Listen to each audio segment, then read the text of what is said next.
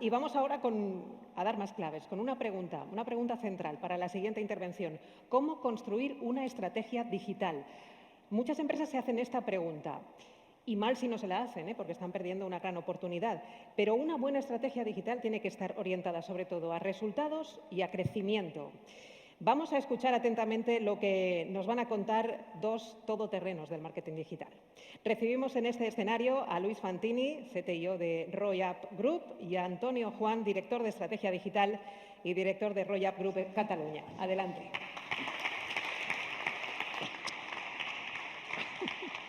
La petaca. ¿Sí? ¿Se oye? Hola, hola. Sí. Ahora sí. ¿Qué tal? ¿Todo bien? Bona vesprada. Bueno, tenemos gente, ¿no? Aquí vamos a ver, sobre todo, una de las cosas que vamos a ver para construir una estrategia son tips, ¿no? Vamos a ver un poco tendencias, cosas que ya están aquí o están empezando a introducirse y que debemos tener en cuenta, sobre todo en la hora del contexto, ¿no? Cuando definamos nuestras estrategias. Y aquí, Tony, vamos a empezar a debatir un poquito, ¿no? Venga. Lo que hemos llamado las 7 claves para el día de mañana. La primera de todas es esta, es decir, venzamos al miedo, venzamos a la incertidumbre. Y aquí hay un tema interesante, y es este de aquí. Recientemente hemos estado en Dublín, en una serie de sesiones con nuestros queridos colegas de Google, en las cuales hemos escuchado esta frase de aquí. El mundo pasa de la precisión a la predicción. Hombre, y es que además es que el entorno está muy cambiante. ¿Quién nos iba a decir que un confinamiento que pensábamos que iba a durar semanas se extendió meses, que íbamos a vivir una pandemia, luego una guerra, ahora en torno a inflación?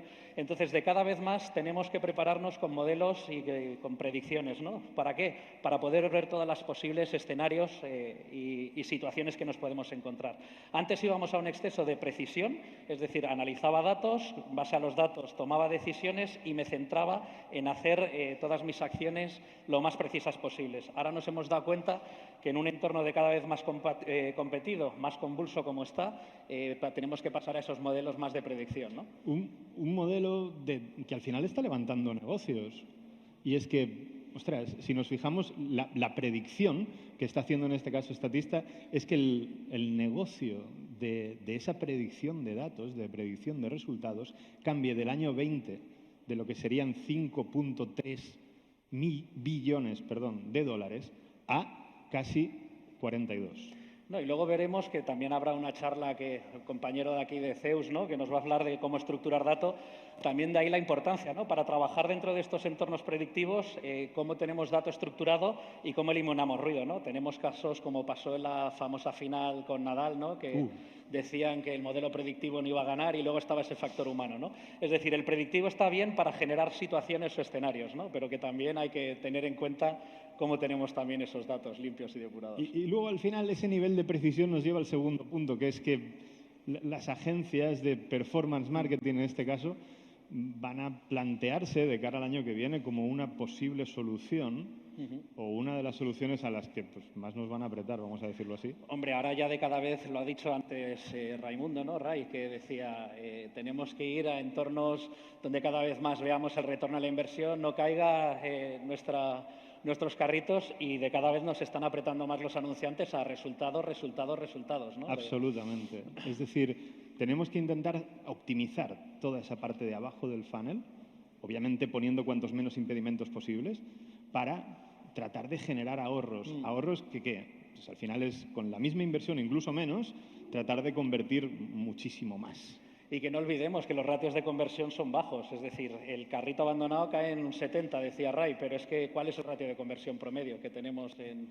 e-commerce? Con unos porcientos. Por eso, entonces al final ya no solo consiste en captar, y luego lo vamos a ver, es cómo retenemos, ¿no? Y cómo luego también podemos diferenciarnos, ¿no? Trabajar esa parte más experiencial, que ahora entraremos también.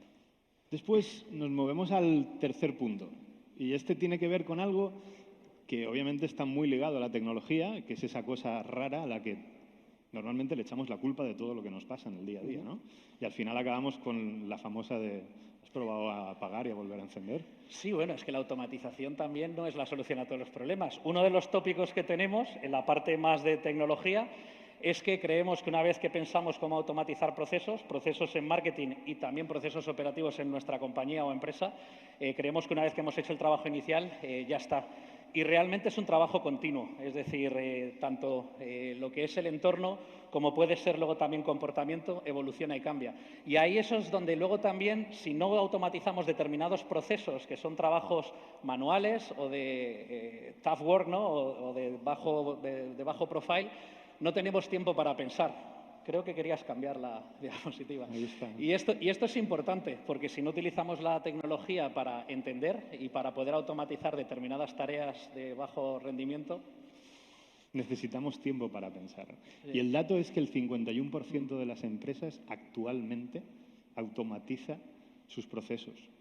El Sí. otro 49% no. O sea, estamos hablando y automatizar no es automatizar envío de emails, que hay más cosas que automatizar. A partir de aquí, lo que necesitamos, señoras y señores, son solucionadores de problemas, es decir, mentes pensantes. Es un poco raro decirlo, pero en el fondo nos están pagando por pensar.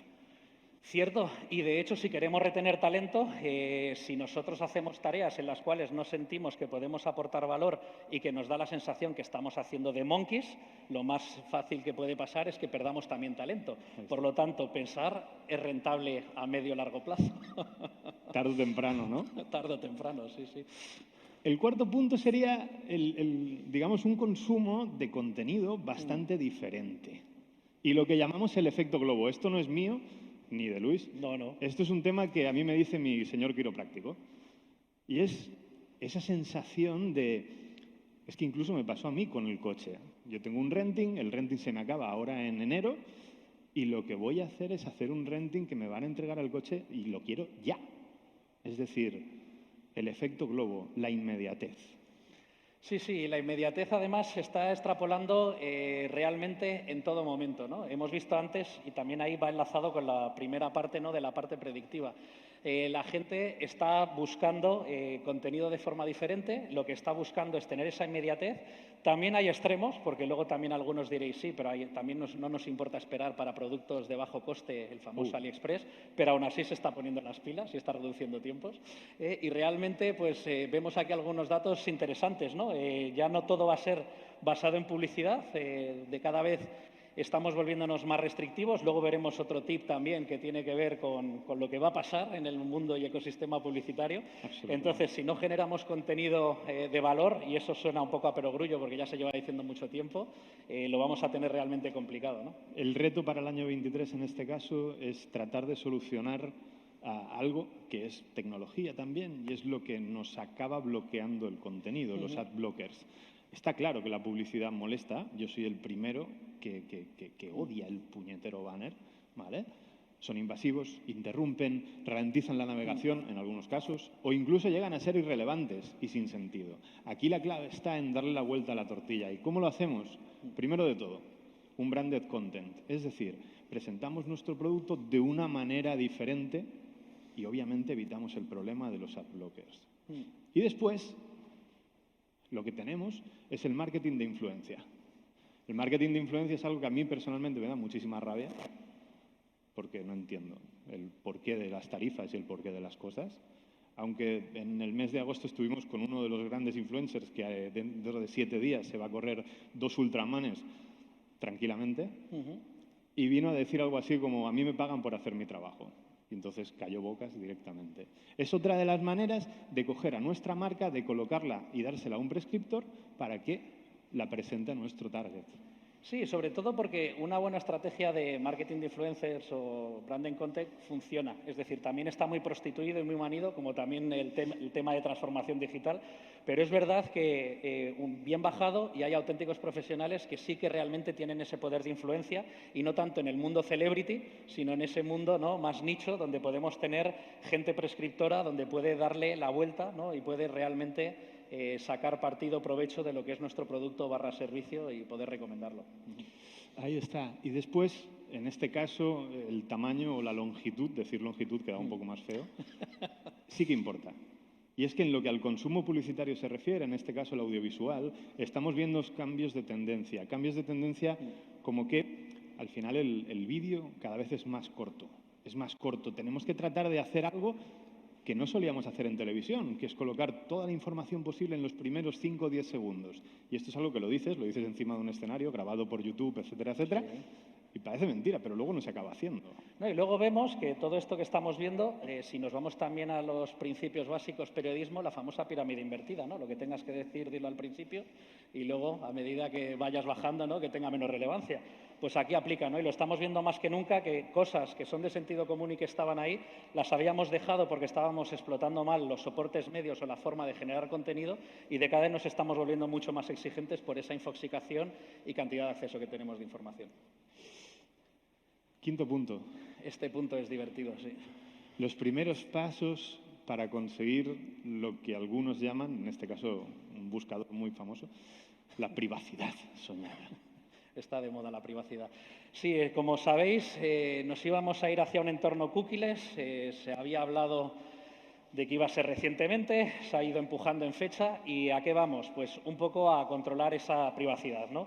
El control de las cookies de terceros. Aquí hay mucho debate también y mucha gente también decía, ¿y qué vamos a estar? ¿Sin nada de cookies? No, a ver, sin cookies Internet no funcionaría. Estamos hablando de las cookies de terceros, ¿no? Las publicitarias y que tanto también nos han generado dolores de cabeza y nos han generado perfiles de usuario algo incongruentes por la sobreexplotación también que hay. Pero una cantidad de ingresos brutal. Sí, de hecho movía mucho dinero y también muchas de las campañas iban condicionadas por las audiencias que podías generar, por todos esos datos que nos estaban dando las aplicaciones mobile o que podíamos conseguir por estar siendo nosotros el producto. Es uno de los momentos en los cuales, digamos, hemos visto más nervioso, en este caso, a la gente de Google, que son unos procrastinadores profesionales. En este sentido, hablábamos del año 23, ahora nos vamos al 24.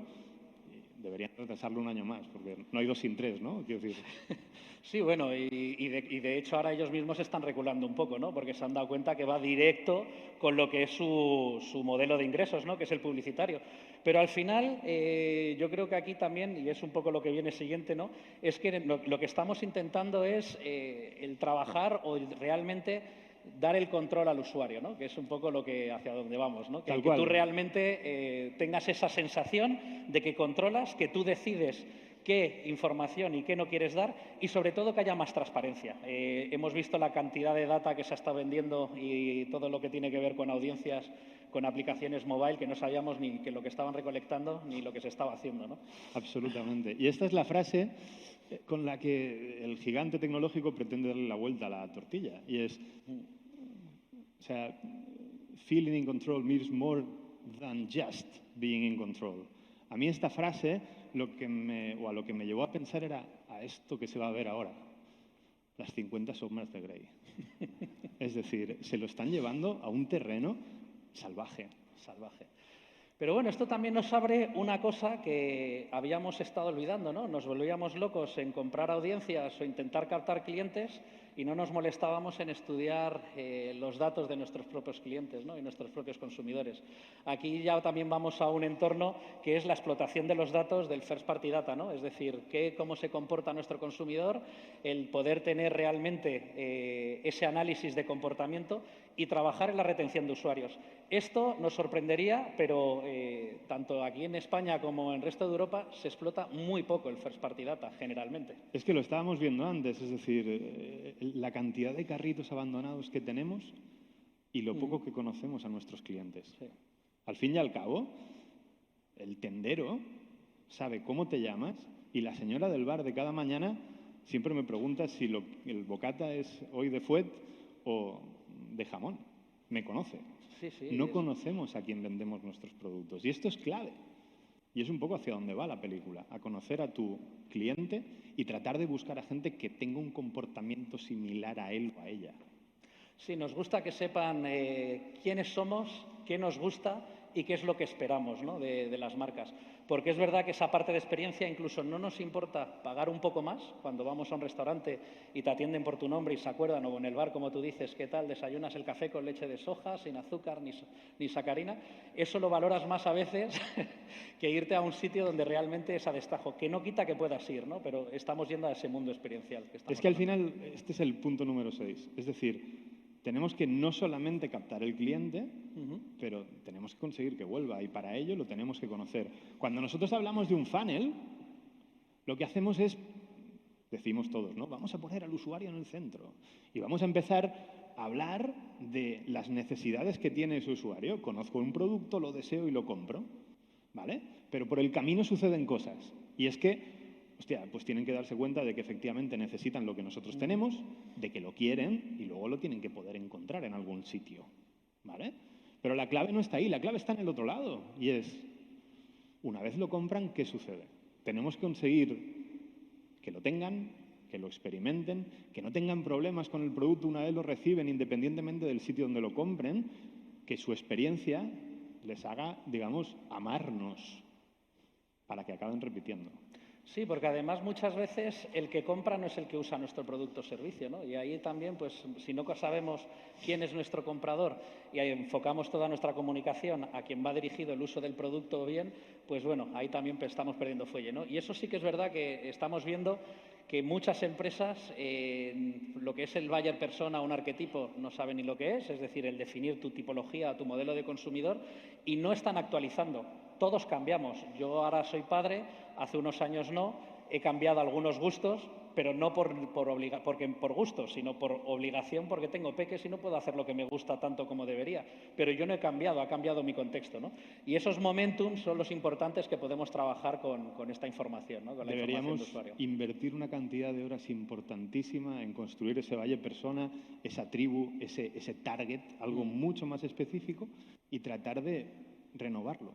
Porque al final, como dices Luis, sí, el lifetime value está ahí. Es decir, ¿qué me interesa más? ¿Tener pocos clientes fieles y recurrentes o muchos clientes que me compren que vengan por impactos porque estoy invirtiendo dinero salvaje, ¿no? En campañas publicitarias? Ahí está. Y luego el punto 7. Esta frase la hemos escuchado muchas veces. Este es el año del móvil. Bien, el punto 7, digamos que tenemos que darle la vuelta, ¿no? Y hablar de la realidad mixta, sí. Ahora está muy de moda metaversos, mundos virtuales. Y a ver, lo que se está es democratizando la tecnología y los dispositivos. La realidad aumentada ya estaba en el año 2007 y 2008. Lo que pasa que era costoso. Y empezamos con las gafas Kinect de las famosas Xbox, sí, y se podía trabajar, pero era demasiado prematuro. Ahora estamos viendo esa democratización, estamos viendo que se está haciendo una campaña, se habla mucho de metaverso, pero no solo existe el metaverso del señor Zuckerberg, sino que él está haciendo mucha publicidad, ha puesto recursos. Pero vamos a ese entorno, ¿no? Es cómo podemos trabajar con esa realidad mixta, cómo enriquecemos nuestra experiencia, cómo podemos obtener información. Y hemos visto algunos pequeños guiños, ¿no?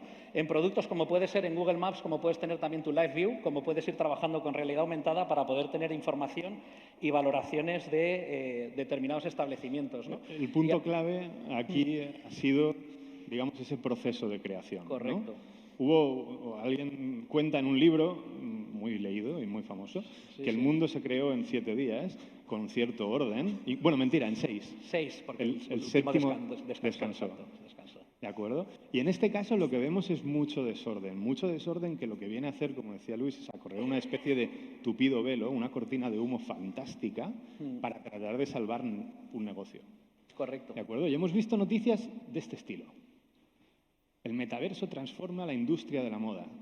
Yo tengo una anterior compañera de trabajo que está trabajando en una de las marcas de Inditex que me decía que estaban vendiendo muchísimo.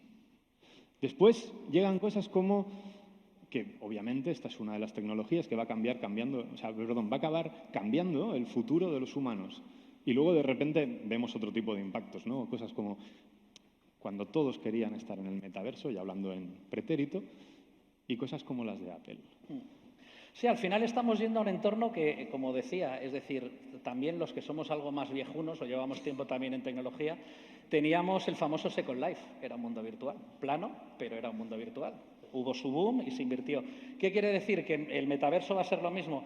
A ver, vamos a ir a ese ejemplo, ¿no? Además, estilo Minority Report. ¿Cómo podemos extender esta realidad? Queremos tener más información y no solo va a ser esos mundos de realidad aumentada / realidad virtual que podamos enriquecer o creer, también va a ser el tema de los wearables. Vamos a un marketing experiencial y esto al final ahonda un poco a esa experiencia, esa forma de ocio lúdica de poder consumir contenido o experiencias. El problema que tenemos ahora son números y es que está todo en un estado tan, entre comillas, precario, que vemos cosas como que el 9% de los mundos creados dentro del metaverso apenas han recibido 50 visitas. Es que yo tenía un blog que recibía más cada día. Y yo soy muy malo escribiendo, ¿vale? O que después, una vez vivida esa primera experiencia, la gente no vuelve. Es que no vuelve. Al final lo que estamos buscando es esto. Una mezcla de universos, es correcto. Y al final, realmente queremos trabajar esa parte física digital. Pasamos mucho tiempo también metidos también en casa o en la oficina y tenemos luego esa posibilidad, ¿no? Esa posibilidad, como estamos hablando, de trabajar lo físico y lo virtual. Y luego vamos a tener restricciones, ¿no? Hemos visto ahora proyectos que están saliendo que tienen que ver con temas de realidad virtual o incluso aumentada. Proyecto Giza, lo habéis visto ahora recientemente, viaja a la pirámide de Giza. ¿Por qué? Porque a lo mejor en 100 años ya no tenemos pirámides, ¿no? Y estamos también digitalizando y una forma también experiencial, ¿no? Vamos a ir a un mundo híbrido donde tendremos el control de elegir cómo y de qué forma lo queremos vivir, ¿no? Y poquito más. Muchísimas gracias por este ratillo.